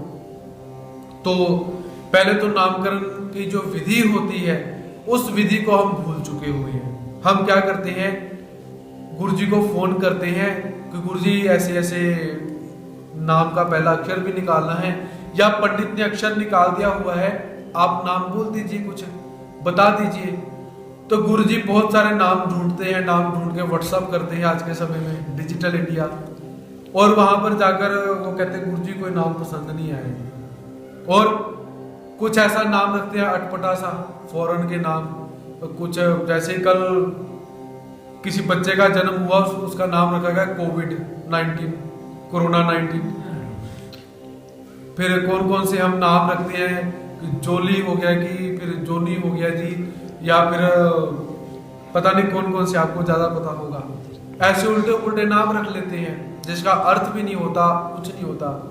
तो नामकरण संस्कार की एक विधि होती है, विधान होता है, जो कि आज के समय से पूर्व शायद हम लोग नहीं करते हैं। लेकिन मैं आपसे यहाँ पर निवेदन करूंगा कि भगवान जी के मंदिर में जाकर नामकरण जो संस्कार है उसको विधि विधान से करवाया कीजिए। मंदिर जाएं, भगवान जी को वीड़ा समर्पित करें, गुरु जी से नम्र भाव से निवेदन करें कि जो प्रसन्नता से आप नाम रखोगे। अगर पंडित से आपने अक्षर निकलवा लिए, गुरुजी नहीं निकाल सकते हैं तो पंडित से अक्षर निकलवाइए, टेवा तैयार करवाइए, लेकिन नामकरण जो नाम रखवाना है वो गुरुजी से रखवाइए जाकर। और जाकर ये नहीं बोला कि गुरुजी 10, 15, 25 नाम निकाल दो, हमें पसंद आएगा तो रख लेंगे, नहीं पसंद आएगा तो कहेगा तो दूसरे से। गुरु बहुत बैठे हैं, आप नहीं तो कोई और ही सही। ऐसा नहीं बोलना, ऐसा बोलो कि आप प्रसाद रूप में जो भी नाम हमारे बालक का रखोगे, क्योंकि बालक तो बोलने से रहा कि मेरे को तो नाम पसंद ही नहीं है जी, बोलने वाले तो हम ही हैं। जो प्रसाद रूप में आप नाम रखोगे हम उस नाम का स्वीकार करते हैं। अब देखिए, भगवान श्री कृष्ण महाराज जी का नाम गर्गाचार्य जी ने एक बार रखा कि कृष्ण पक्ष के अंदर ये बालक पैदा हुआ है और इस बालक का वर्ण भी कैसा है, श्याम, तो इसका नाम क्या रखा गया, कृष्ण, फेमस हुआ। दूसरे जो बलराम जी हैं, इनके अंदर ताकत बहुत रहेगी, बल बहुत रहेगा, इसलिए नाम रखा बलराम। क्या माता पिता ने बोला कि हमें पसंद नहीं है? उस समय कृष्ण नाम किसी का भी नहीं है, बलराम नाम किसी का भी नहीं। और हम अक्सर क्या करते हैं, हम जो टीवी में नाम सुनते हैं, एक्ट्रेस के नाम होते हैं, फिल्म में किसी का नाम आ गया जी, वो नाम रखने के लिए हम चलते हैं। अर्थात गुरुओं के नाम हमें पसंद नहीं पड़ते और टीवी में जो नाम रख दिए गए वो पसंद पड़ चुके हुए। तो ऐसा नहीं है, प्रसादिक नाम गुरुजनों के पास आकर ग्रहण कीजिए। जो गुरु ने प्रसन्नता से आपका नाम रख दिया, सहर्ष स्वीकार कीजिए, क्योंकि नाम का बालक के ऊपर बहुत असर पड़ता है। अगर प्रसन्नता से गुरु ने नाम रखा, वो नाम आगे जाकर सबीज होगा, प्रख्यात होगा, बालक उसी नाम से आगे जाकर फेमस होगा। आप ये मत सोचो कि हम शाहरुख खान नाम रख देंगे तब जाके बालक फेमस होगा, सलमान खान रखेंगे तब फेमस होगा, ऐसे नहीं है। वो पहले फेमस हो गए, वो किसी का ठपाब लगा रहे हो अपने बच्चों पे, ऐसा नहीं। अपना नाम होना चाहिए और उस नाम को आगे जाकर बनाना भी चाहिए। तो इसलिए भगवान जी ने देखिए जिन जिनको प्रसादिक नाम दिया हुआ है वो फेमस हुए। अब देखिए मार्कंड है, उसमें क्या क्वालिटी है, कुछ भी नहीं, लेकिन आज हम उसे ग्रंथों में पढ़ रहे हैं। आचार्य श्री नागदेव जी, जिसको भगवान जी ने वानर बोल दिया, बंदर बोल दिया, और वही नाम आज इतना प्रख्यात हुआ, हम ग्रंथों में उन चरित्रों को पढ़ रहे हैं। बाईसा जी है, बाईसा जी को नागू बाईसा नाम रखा गया हुआ है। औसा जी है, उसको जोगनी नाम रखा गया हुआ है। माहिम भट्ट है, माहिया नाम रखा हुआ है। और भी बहुत सारे हम कैरेक्टर ले सकते हैं। रामदेव जी, उनको दादू कहा जाता है। दादू क्या कैसा नाम है, सुनने में भी अच्छा नहीं लगता, लेकिन आज उन कैरेक्टर को, उस नामों को हम पढ़ रहे हैं। तो इसीलिए अब जो नामकरण हम रख करते हैं, तो नाम को कैसे है, अच्छी तरह से गुरुओं के पास जाकर गुरु के से प्रसादिक नाम लिया कीजिए।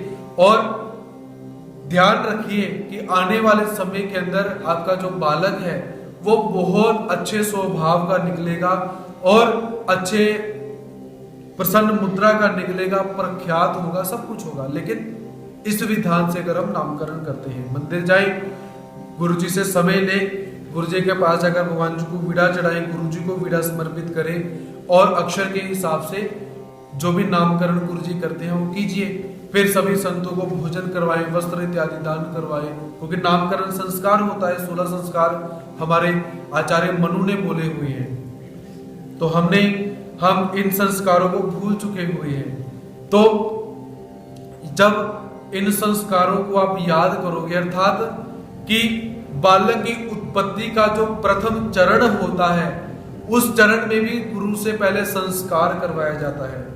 जिनको समझ में आए वो ध्यान से समझिए कि हमारे प्राचीन जो लोग हुआ करते थे, जब उनके मन के अंदर एक भाव पैदा होता था कि अब हमें संतान की इच्छा है, हम संतान को चाहते हैं, तो पहला संस्कार हुआ करता था जिसका नाम था गर्भाधान संस्कार। हम इन संस्कारों को भूल चुके हैं।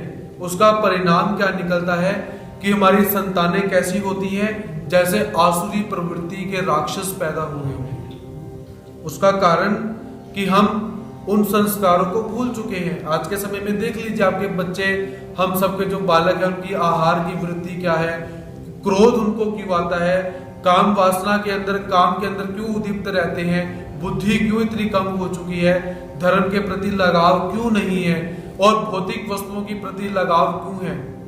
इसका कारण कि हमने जो 16 संस्कार बोले हुए हैं हम भूल चुके हैं। सबसे पहले माता पिता, उनका प्रभाव उनके ऊपर पड़ता है। तो ऐसे इन संस्कारों को ध्यान में रखते हुए जो नामकरण संस्कार होता है उसका हम सबने पालन करना है। जैसे भगवान जी ने कामायसा का नाम रख दिया अष्टमंगलाबाई। उसने एक बार भी नहीं बोला भगवान जी ये क्या अष्टमंगलाबाई क्या है, कुछ है नाम के अंदर, कुछ भी नहीं है, लेकिन प्रसाद रूप में दिया, भगवान जी का स्वीकार किया। तो ऐसे भगवान जी का जो श्री चरण का जो नाखून है उसे कैसे याद करना चाहिए, आप इस चरित्र को याद कर सकते हैं। जानू विभाग ऐसी भावी जति ध्याई जति, जे भटा लखू बाईसा भांडने। अब भगवान श्री चक्रधर स्वामी जी का जानू विभाग जो है, पट का विभाग है, उसे कैसे याद करना चाहिए। जैसे लघु बाईसा और आचार्य श्री नागदेव जी का झगड़ा हो जाता है, क्योंकि झगड़े उस समय भी चलते हैं। तो वो झगड़ा कैसे हुआ, तो एक बार क्या हुआ, भगवान श्री चक्रधर स्वामी जी का निवास शेकटा नामक गांव के अंदर है और वहां पर भुई नामक एक भक्त हैं जो पास में एक महांडुल करके गांव है, वहां पर रहते हैं। तो भुई नायक भगवान श्री चक्रधर स्वामी जी से आग्रह करते हैं, भगवान जी को प्रार्थना करते हैं कि हे प्रभु, जब तक आप यहाँ पर हो आप भोजन मेरे घर से मंगवाकर आप उस भोजन का स्वीकार किया कीजिए। तो भगवान जी कहते ठीक है। तो जो लखू बाईसा है इसकी ड्यूटी लगी हुई है कि भगवान जी का भोजन वहां से लाना है। अब यहाँ पर देखिए कि घुई नायक ने भगवान जी को प्रेम पूर्वक आग्रह किया कि हे प्रभु हमारे भोजन का स्वीकार करें। भगवान जी नए गांव में गए हुए हैं और भगवान जी की व्यवस्था भी नहीं है। भगवान जी ने स्वयं निवेदन नहीं किया कि घुई नायक हमें भोजन चाहिए। घुई नायक अपनी बुद्धि से, अपनी कुशलता से, अपने श्रद्धा भाव से भगवान जी को निवेदन करता है। तो मैं भी आपसे यही निवेदन करूंगा कि जब भी गुरुजनों को भोजन करवाना हो उनसे आग्रह कीजिए, उनसे निवेदन कीजिए। क्योंकि आज के समय में क्या है कि आज के समय के अंदर आप लोग मंदिर में जा नहीं सकते हो। मैं अपने मंदिर की बात नहीं कर रहा हूँ, बिल्कुल इस चीज को ग्रहण नहीं करना। आश्रमों में हम लोग नहीं जा पा रहे हैं, बड़े आश्रमों में, तो वहां पर जा नहीं पा रहे हैं उसका मतलब कि वहां पर हम जाएंगे तो अन्नदान करेंगे, हम आग्रह करेंगे। तो हम लोग छुट्टी मना रहे हैं कि कोई बात नहीं, रुके हुए हैं तो रुके हुए हैं, ऐसा नहीं, आग्रह किया कीजिए। क्योंकि परमात्मा का जो परमार्ग है उस परमार्ग में, परमार्ग का की जो अभिमानिनी देवता है, जो भगवान जी की उल्गनी कही जाती है, वो परमार्ग में कभी भी किसी चीज की कमी नहीं आने देती। वो कैसे सहायता करेगी, कैसे सहायता करेगी वो उसे पता है। लेकिन हमारा कर्तव्य क्या रहता है कि जहां जहां जिस आश्रम के अंदर, मंदिर के पास आप रहते हो, जहां जहां से जिस गुरु जी से आपने नाम लिया हुआ है, उन्हें फोन करके आग्रह करके पूछा करिए कि गुरु जी अन्नदान के लिए हम पंगत करना चाहते हैं, या आप हमारे पास यहाँ पर रहते हो, हम आपके पास यहाँ पर रहते हैं, हमारे भोजन का आप स्वीकार किया कीजिए। क्योंकि परमात्मा की कृपा से हम इतने निष्कंचन नहीं है कि हम भोजन न करवा पाए, इतना नहीं है, हम करवा सकते हैं। तो परमात्मा को निवेदन किया कीजिए। और इसी के साथ हम लोगों ने अक्सर यही सुना कि संतों को भोजन करवाइए, ऐसा ही है। लेकिन मैं आपको एक और दिशा की तरफ अग्रसर करना चाहता हूं, भक्तों को भी भोजन करवाया कीजिए। अगर मंदिर में आकर हम संतों को भोजन करवाते हैं तो भक्त भी करते हैं, लेकिन हमारा ध्यान उन भक्तों की तरफ बिल्कुल नहीं है। तो आज के समय के अंदर प्रेम भाव से, अभिमान से रहित होकर ये चीजों को भी ध्यान में रखना है। अगर आपको ऐसा लगता है कि हमारे कोई प्रभु का प्रेमी भक्त कोई ऐसा है जो दुविधा के अंदर है और हमें अवगत है कि समय वो दुविधा में है, उसकी यथाशक्ति सहायता कीजिए। भोजन के माध्यम से कर सकते हो तो भोजन के माध्यम से कीजिए, द्रव्य के माध्यम से कर सकते हो तो द्रव्य के माध्यम से कीजिए, वस्त्र के माध्यम से कर सकते हो तो वस्त्र के माध्यम से कीजिए। अर्थात परमात्मा के जो भक्त हैं, संतों को भोजन अगर करवा दिया हुआ है तो परमात्मा के भक्तों को भोजन करवाओ। तो ये अपने दिनचर्या के अंदर आप इसको धारण कर सकते हो। तो वैसे ही गुही नायक परमात्मा से निवेदन करते हैं कि हे प्रभु, आप भोजन के लिए लखू भाईसा जी को या अपने किसी भक्त को भेजा कीजिए और भोजन ले जाया कीजिए। तो अब लखू भाईसा जी की ड्यूटी लगी हुई है कि भगवान जी का भोजन लाने के लिए जाना है। तो एक बार क्या हुआ, लखू भाईसा भोजन लेने के लिए गई और वहां पर जाने के बाद एक बेड लगा हुआ है, वहां पर बैठ गई जाकर, और वहां पर जाकर गप्पे मारना शुरू कर देती है। क्योंकि स्त्रियां जो होती हैं उन्हें ये चीजें अच्छी लगती हैं। मैं यहाँ पे दोष नहीं, अच्छा लगना यहाँ पे बोल रहा हूँ। तो लखू भाईसा जी को भी गप्पे मारते मारते समय का ध्यान नहीं रहा कि मुझे यहाँ आए कितनी देर हो चुकी हुई है, भगवान जी का भोजन में विलंब हो चुका हुआ है। अब आचार्य श्री नागदेव जी प्रतीक्षा कर रहे हैं कि लखू भाईसा गई है, हर रोज तो देरी लगा के आती है, आज और ज्यादा देरी कर दी हुई है, जाकर देखूं। आचार्य श्री नागदेव जी वहां पर गए, जाकर क्या देखते हैं कि आराम से बैठ के गप्पे मार रही है। नागदेव जी को गुस्सा आया। गुस्सा आने के बाद लखू भाई साहब जी को जोर जोर से बोलना शुरू करते हैं। कहते कि ये क्या लखू भाई, या भगवान जी के भोजन के लिए विलंब हो रहा है और तू यहाँ पर बैठ के गप्पे मार रही है। आचार्य श्री नागदेव जी गुस्सा हुए। अब लखू भाई साहब क्या कहती है, कह रहे चुप कर महादेव। महादेव गुस्सा किसे आता, महादेव को। उसने ऐसे बोला। आचार्य श्री नागदेव जी कहते हैं अरे चुप कर पार्वती, तू कौन सा कम है। ऐसे झगड़ा शुरू हो गया जी वहां पे, और झगड़ा शुरू हुआ। अब नागदेव जी ने भी कोई बहुत गलत शब्द बोले, ऐसे ये है वो है, उसे हम छोड़ेंगे। अब ऐसा झगड़ा शुरू हुआ। तो झगड़ा शुरू होने के बाद आचार्य श्री नागदेव जी तो गुस्सा करके बहुत गलत शब्द बोलकर चुप हो गए। लेकिन वो लखू भाई साहब वो चुप हुई नहीं, क्योंकि एक बार गाल पैजन दे छड़ दिया नहीं है। अब वो बोली जाए, कहते ऐसे महात्म्या जाए घाली जाए घाट, ऐसा वो शब्द बोला कि तू तो ऐसा है पुराने समय के अंदर, पूर्व अपने समय के अंदर अपने आप को देखता नहीं है, ऐसे व्यसनों से तू भरा हुआ है। ऐसे महात्मा होते हैं कोई, ऐसे महात्माओं के सिर पे तो पत्थर मारने चाहिए।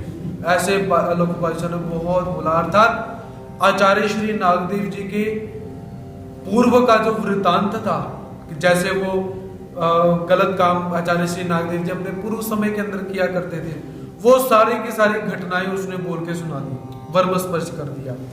नागदेव जी ने सुना जी, बहुत दुखी हुए जी, इसने बहुत सारी बातें बोल दी। इन्होंने भी बोली थी, क्योंकि झगड़ा जब हुआ तो भगवान जी कहते कि भांडते तो के अनुयायी, झगड़ा किसने शुरू किया, किसने खत्म किया, कोई ऐसी बात नहीं है। भगवान जी कहते झगड़ने वाले दोनों ही अनुयायी हैं, ऐसा भगवान जी बोलते हैं। तो पास में ही जो दाएंबा जी थे, वो दाएंबा जी मजे ले रहे हैं, क्योंकि दो का झगड़ा हो, तीसरा मजे लेता है बीच में, वो मजे ले रहे हैं पूरे की झगड़ा होने दो, छुड़ाने के लिए नहीं गए। झगड़ा खत्म हुआ, भोजन लिया, वापिस आए। अब दाएंबा जी क्या करते हैं, जाकर पहले इंफॉर्मेशन भगवान जी को दे दी, कैसे ऐसे इनका झगड़ा हो गया। झगड़ा हुआ, भगवान जी के पास पहुंचे। अब वहां पर भगवान जी दोनों को पहले समझाते हैं कि तुम दोनों की गलती पहले, कि तुम दोनों ने एक दूसरे को ऐसे ऐसे अपशब्द बोले जो कि एक साधक को नहीं बोलने चाहिए, ऐसे भगवान जी ने शिक्षापन करते हैं। और भगवान जी आचार्य श्री नागदेव जी का अभिमान लेते हुए लखू भाई साहब से क्या कहते हैं कि हे लखू भाई, हे तुम्ही या प्रति बोली ले ना, हे तुम्ही या प्रति बोली ले। भगवान जी ऐसे अपने पट के ऊपर ऐसे थाप मारते हैं और क्या कहते हैं कि लखू भाई साहब, जो जो शब्द तूने नागदेव को बोले हैं वो तुमने नागदेव को नहीं बोले हैं, वो तुमने मुझे बोले हैं। इतना अभिमान भगवान जी नागदेव का लेकर अपने पट को ऐसे जोर से थाप मारते हैं। अर्थात कि नागदेव इस समय, जो पहले समय के अंदर नागदेव था वो नागदेव नहीं रह चुका है, ये हमारे पास आने के बाद संत महात्मा बन चुके हैं। तो तुमने संत महात्मा का जो मन है वो मन दुखाया हुआ है, तो ऐसा तुम्हें नहीं करना चाहिए था। तो ऐसे भगवान जी का जो पट का विभाग है वो कैसे याद करना है कि भगवान जी ने अपने पट को कैसे थाप मारी होगी। अगर भगवान जी खड़े हैं, पहलवान आपने देखे हुए हैं, तो पहलवानी करने से पूर्व वो क्या करते हैं, खड़े होके अपनी जंघाओं पे ऐसे हाथ मारते हैं कि मैं भी ऐसा ऐसा हूं। ऐसे भगवान जी ने अभिमान के अंदर भक्त का अभिमान लेते हुए थाप मारी है। तो भगवान जी का पट कैसे याद करना है, पहले तो सुरेखा है, सुडोल है, अच्छी आकृति के अंदर है, और फिर भगवान जी हाथ कैसे मार रहे हैं, ऐसे ही आपने याद करना चाहिए। अणि भंडारे कारा देहावसान, और भगवान जी का पट कैसे याद करना चाहिए, जैसे भंडारेकार देहावसान, कि भगवान श्री चक्रधर स्वामी जी का निवास नांदेड़ के अंदर है। तो नांदेड़ के अंदर जो नीलभट्ट भंडारेकार जी हैं, वो भगवान जी के साथ भगवान जी की सेवा के अंदर बैठे हुए हैं। और आचार्य श्री भंडारेकार जी का अंतिम का समय जब उत्पन्न हुआ, तो अंतिम समय के अंदर क्या है, एक मंदिर के अंदर भगवान जी का निवास है, तो मंदिर में निवास करते हैं। तो उस समय उन्हें पेट का उपद्रव हो चुका हुआ है, जो लूज मोशन हम बोलते हैं, वो उन्हें हो चुके हुए हैं। अब उस समय क्या हुआ कि भगवान जी उनकी सफाई भी करते हैं, शरीर भी साफ करते हैं, उनके कपड़े भी भगवान जी धो रहे हैं, लेकिन वहां के जो पुजारी थे वो उन्हें क्या कहते हैं कि हे प्रभु, यहाँ पर अब दुर्गंध हो चुकी हुई है, आप इन्हें कहीं और ले जाइए। तो भगवान जी पास ही गए कि मंदिर में जो भंडारेकार जी उन्हें लेकर आते हैं, भगवान जी ने उन्हें कंधे से पकड़ा, वहां पर लेकर आए। अब अंतिम समय भंडारेकार जी का जब आया, वो स्थिति कैसी है कि भंडारेकार जी का जो सिर है वो भगवान जी के पट के ऊपर है, और अंतिम समय के अंदर भगवान श्री चक्रधर स्वामी जी भंडारेकार से क्या कहते हैं कि हे भट्टो, काल वंचना करूं, कि भट्ट अर्थात नीलभट्ट भंडारेकार, क्या हम काल वंचना करें, अर्थात जो काल, जो यमराज है, उसे हम धोखा दे दें, अर्थात तुम्हारी मृत्यु को टाल दें, सीधे स्पष्ट शब्दों के अंदर। तो भंडारेकार जी क्या कहते हैं कि हे प्रभु, मृत्यु तो आनी ही है, अगर आप काल वंचना करते हो तो दोबारा जब मुझे मृत्यु प्राप्त होगी, तो क्या आपका ये जो पट का विभाग है, ये जो पट का सिरहना मुझे मिला हुआ है, ये क्या मुझे मिलेगा? इस समय आपकी श्री मूर्ति को मैं निहार रहा हूं, देख रहा हूं, क्या दोबारा मुझे ऐसी स्थिति प्राप्त होगी? भगवान जी कहते कोई शाश्वती नहीं, हो भी सकती है, नहीं भी हो सकती है।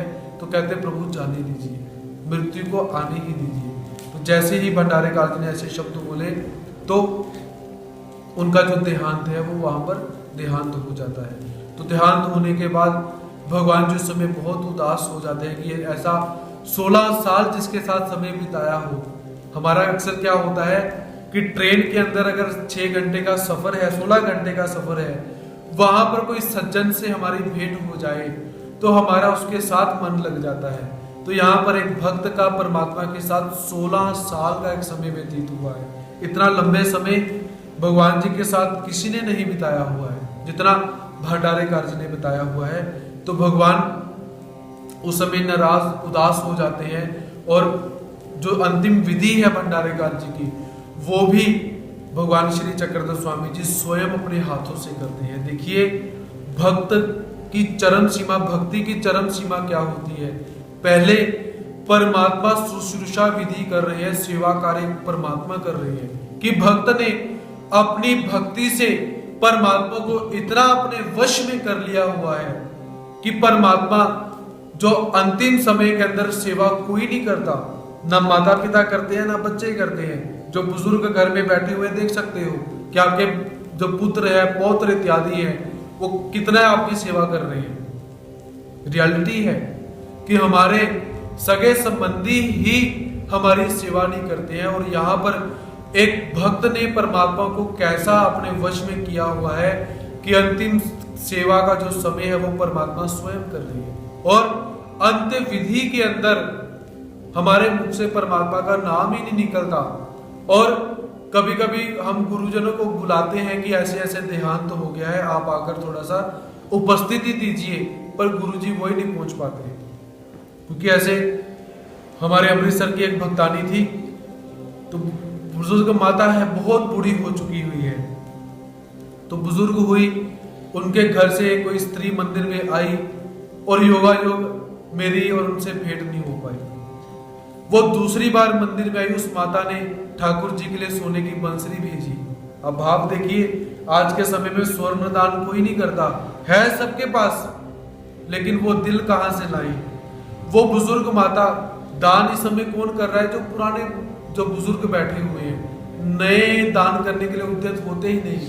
मियाँ मैं यहाँ पर दान की बात नहीं कर रहा हूँ, भाव की बात कर रहा हूँ, क्योंकि जैसा भाव होगा वैसी क्रिया होगी। उस बुजुर्ग माता ने ठाकुर जी के लिए सोने की स्वर्ण की बांसुरी भेजी और योगा योग मेरा फिर उनसे भेंट नहीं हुई। और वो क्या कहती है कि गुरु जी को बोलना, अब वो मुझे माता जानती नहीं है, क्योंकि वो माता हमारे केवल्यवासी आराध्य बाबा जी को जानती है।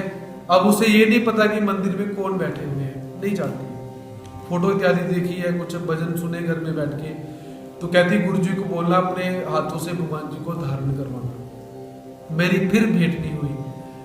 कुछ समय व्यतीत हुआ, उनके घर से फिर फोन आया कि माता की मृत्यु हो चुकी हुई है, माता चली गई। और अंतिम समय में वो माता क्या कहती है कि मैं गुरुजी से मिलना चाहती हूँ, कैसे भी करके उन्हें बुलाओ। लेकिन हुआ क्या, उस समय मैं आउट ऑफ स्टेशन हूँ, कहीं बाहर हूँ। उनका फोन आया, मैं उनको क्या बोलता हूँ कि मैं नहीं आ सकता। माता की मृत्यु हुई और अंतिम समय में भी मैं पहुंच नहीं पाया। अर्थात आप देखिए कि कभी कभी क्या होता है कि अंतिम समय के अंदर हमने कुछ अड़थले ऐसे जोड़े हुए हैं कि कहां से कहां खड़े हो जाते हैं। एक मृत्यु ऐसी भी और एक मृत्यु ऐसी भी कि नीलभट्ट भंडारेकार जी की मृत्यु हो रही है। साक्षात उभयदर्शी अवतार, साक्षात जीवों का उद्धार करने वाले अवतार उनका अंत्य संस्कार कर रहे हैं। तो इसलिए भक्त परमात्मा से यही निवेदन करते हैं कि हे प्रभु, भंडारेकार जैसे मेरे प्राण तन से निकले, हम भजन बोलते हैं कि नहीं, कि जैसे प्राण भंडारेकार जी के निकले हुए हैं, आपका जो पट है उसे सराहने के रूप में प्राप्त हुआ पड़ा है, आपकी दिव्य श्री मूर्ति के वो दर्शन कर रहा है। तो हे प्रभु, ऐसे हमारे अंतिम जो श्वास हैं वो ऐसे निकले और इस चरित्र को प्रतिदिन स्मरण किया कीजिए और परमात्मा से प्रतिदिन ये प्रार्थना भी किया कीजिए कि हे प्रभु, अंतिम समय तो सबका आना ही है, लेकिन किसका कैसा आएगा हमें नहीं पता, लेकिन हमारा अंतिम समय कैसे आए कि आप हमारे समक्ष उपस्थित हो, हम आपकी दिव्य श्री मूर्ति को निहारते रहें। तो ऐसे भगवान जी का जो पट है, भगवान जी का जो जंघा का विभाग है, उसे कैसे याद करना चाहिए, तो ऐसे आप उसे अच्छी तरह से याद कर सकते हो। आनी सौभागा करवी केले खाव बने, आनी अर्थात और कैसे भगवान जी के पट को याद करना है। सौभागा करवी केले खाव बने, सौभागा ये छोटी उम्र की एक बच्ची है, यहाँ पर हम ऐसा देख सकते हैं। तो भगवान श्री चक्रधर स्वामी जी का निवास बीड़ के अंदर है। तो बीड़ के अंदर क्या हुआ, बाईसा जी भगवान जी से निवेदन करती है कि हे प्रभु, केले बहुत इकट्ठे हो चुके हैं, तो केले अगर हमने बांटे नहीं, सबको नहीं दिए, तो केले सड़ जाएंगे, खराब हो जाएंगे। तो भगवान जी कहते हैं कि लाओ हम सबको बांट देते हैं। तो भगवान जी ने केले लिए, उस दिन एकादशी का दिन है। भगवान जी सबको बोलते हैं कि लो ये केले ले लो मेरे से, आओ मैं तुम्हें केले देता हूँ, खिलाता भी हूँ। सौभागा को बोला जो छोटी है, तो उसने कहा कि भगवान जी एकादशी का व्रत है, मैं केले नहीं खाऊंगी, मैं नहीं लेना चाहती। ऐसा नकारात्मक उत्तर सुना। उमाइसा भी भगवान जी के पास बैठी हुई है, उनको भी भगवान जी ने बोला कि केले ले लो, वो कहते भगवान जी मैं भी नहीं लूंगी। ऐसे सबने नहीं लिए। अब कुछ समय बीता, कुछ समय बीतने के बाद क्या हुआ, जो सौभागा है, जो छोटी है, उसे भूख लग जाती है, क्योंकि अक्सर जो छोटी छोटी बहनें या बेटियां होती हैं, करवा चौथ का व्रत आएगा, कहती मम्मी जी हम भी व्रत रखेंगी, कहने के लिए रखा, लेकिन थोड़ा समय बीता तो क्या करती है, हमें भूख लगी है। ऐसे बच्चों के हाव भाव में देखने को मिलते हैं। तो वैसे ही सौभागा को भूख लगी और भूख लगने के बाद बाईसा जी के पास गई, माईसा जी के पास गई कि मुझे भूख लगी है। तो वो कहती है कि जब भगवान जी ने तुझे दिया था, जब भगवान जी आग्रह कर रहे थे कि खाओ, तब तुमने मना कर दिया, जाओ भगवान जी के पास। वो भगवान जी के पास गई तो भगवान जी उसे प्रेम से क्या कहते हैं कि मेरी गोदी में सिर रखो, हम तुम्हें प्रेम से केला खिलाते हैं। तो ऐसा भगवान जी ने बोला। अब भगवान जी क्या करते हैं, केले को छीलते हैं और उसके मुख के पास लेकर जाते हैं और अपने मुख में डाल देते हैं। एक बार किया भगवान जी ने, फिर वो जो सौभागा है, जो छोटी है, वो भगवान जी कहते हैं भगवान जी आपने गलत किया, ऐसे नहीं करना आपने। भगवान जी कहते ठीक है। भगवान जी ने फिर केला छिला उसको खिलाने लगे और अपने मुंह में डाल देती है। तो ऐसे सौभागा के साथ भगवान जी प्रेम भरी क्रीड़ा कर रहे हैं।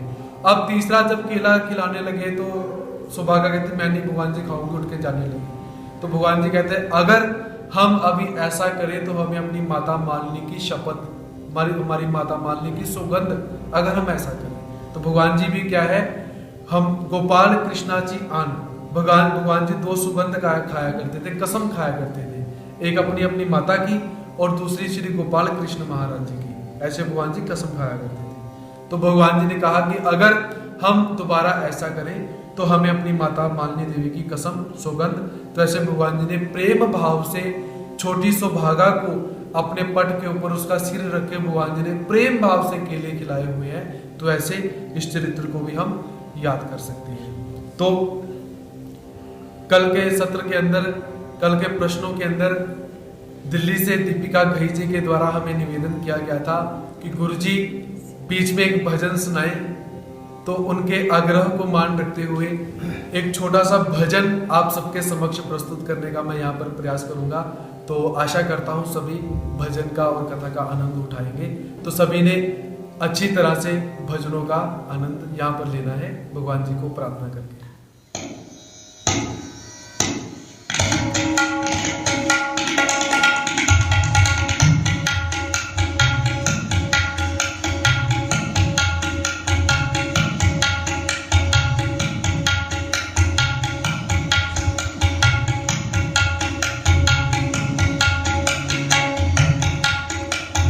कैसे मनाऊं शाम शाम मेरा रूप तेरा, मैं कैसे मनाऊं शाम शाम मेरा रूप गया, मैं कैसे मनाऊं शाम शाम मेरा रूप गया, मैं कैसे मनाऊं शाम शाम मेरा रूप गया, रूप गया रे सखी रूप गया, रूठ गया रे सखी रूठ गया, मैं कैसे मनाऊं शाम शाम मेरा रूठ गया, मैं कैसे मनाऊं शाम शाम मेरा रूठ गया, मैं कैसे मनाऊं शाम शाम मेरा रूठ गया, मैं कैसे मनाऊं शाम शाम मेरा रूठ गया, शाम बिना मेरा जिया न लागे, शाम बिना मेरा जिया न लागे, शाम बिना मेरा जिया न लागे, शाम बिना मेरा जिया न लागे, पागल मनवा उड़ भागे, पागल मनवा उड़ भागे, पागल मनवा उड़ भागे, पागल मनवा उड़ भागे, भूल गई सब काम शाम मेरा रूप गया, मैं तो भूल गई सब काम शाम मेरा रूप गया, रूठ गया रे सखी रूठ गया, रूठ गया रे सखी रूठ गया, रूठ गया रे सखी रूठ गया, रूठ गया रे सखी रूठ गया, मैं कैसे मनाऊं शाम शाम मेरा रूठ गया, मैं कैसे मनाऊं शाम शाम मेरा रूठ गया, शाम मेरा मैं उसकी दीवानी, शाम मेरा मैं उसकी दीवानी, शाम मेरा मैं उसकी दीवानी, शाम मेरा मैं उसकी दीवानी, हम दोनों की प्रीत पुरानी, हम दोनों की प्रीत पुरानी, हम दोनों की प्रीत पुरानी, हम दोनों की प्रीत पुरानी, ना समझ सकी कभी राम शाम मेरा रूठ गया, मैं समझ सकी कभी राम शाम मेरा रूठ गया, रूठ गया रे सखी रूठ गया, रूठ गया रे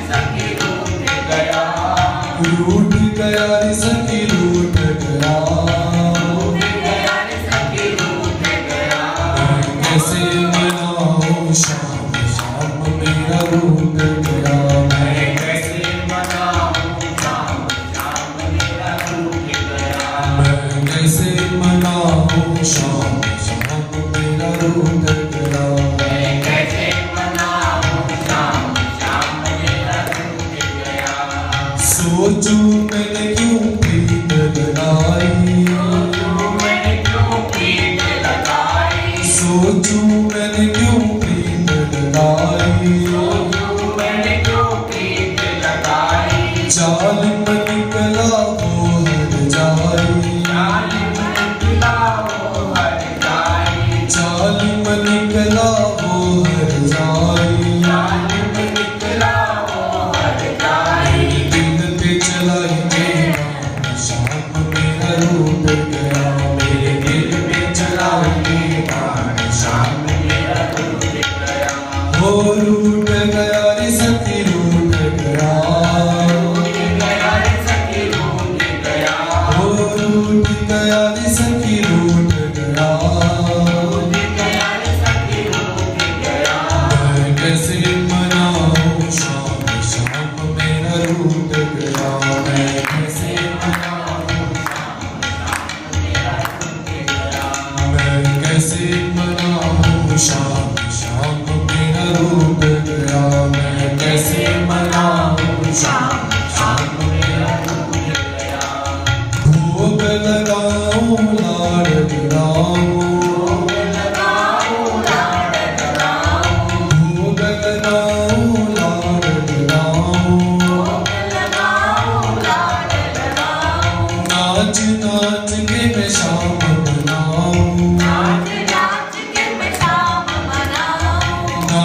नाच के मैं शाम मनाऊं। भोरी जीवन प्राण शाम मेरा रूठ गया। भोरी जीवन प्राण शाम मेरा रूठ गया। रूठ गया रे सखी रूठ गया, रूठ गया रे सखी रूठ गया। हो रूठ गया रे सखी रूठ गया। मैं कैसे मनाऊं शाम शाम मेरा रूठ गया। मैं कैसे मनाऊं शाम मेरा रूठ गया। मैं कैसे मनाऊं शाम शाम मेरा रूठ गया।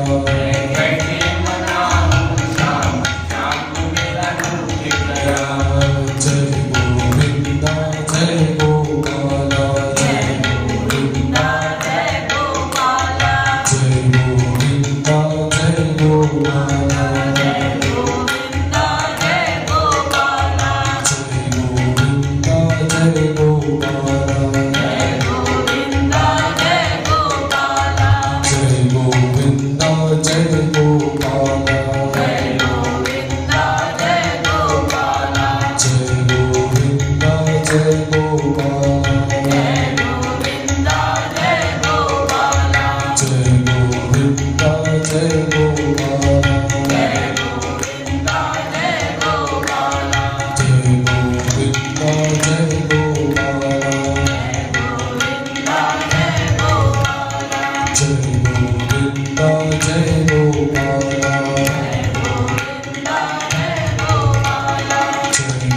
गोविंदा जय गोपाला।